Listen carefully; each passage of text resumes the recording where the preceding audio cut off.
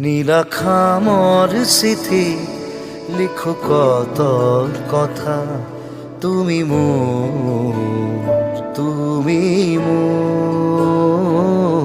জীবনরে আহিবা সকাল মকা, তুমি মোর কাহিনীর মাজতে কাহিনী ভরা যাতনার জীবন মোর নিজে অকা, বেজাৰৰ চকুলো